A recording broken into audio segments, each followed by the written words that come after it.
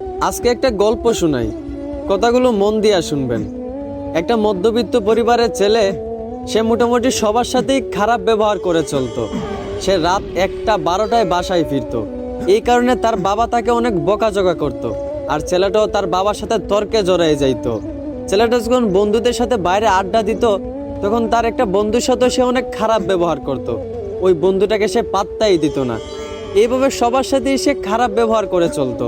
একদিন সে ডাক্তারের কাছে যাওয়ার পর তার ক্যান্সার রোগ ধরা পড়ে। ডাক্তার তখন তাকে বলে, আপনি আর বেশি দিন বাঁচবেন না, মাত্র কয়েকদিন বাঁচবেন।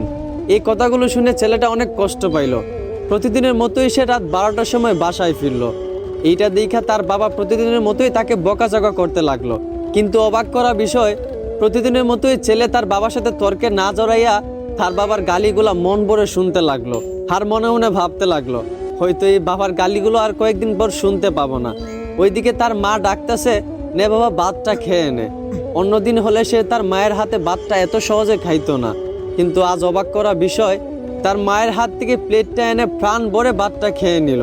আর মনে মনে ভাবলো, এই বুঝি মায়ের হাতে শেষ খাওয়া। এইগুলা দেখে তার মা বাবা অনেক অবাক হয়ে গেল। এভাবে তার মা বাবার সাথে অনেক ভালো ব্যবহার করলো।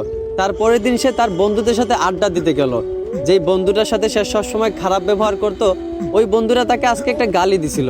কিন্তু অবাক করা বিষয়, অন্যদিন সে একটা গালির বদলে ওই বন্ধুটাকে আরো 10টা গালি দিত।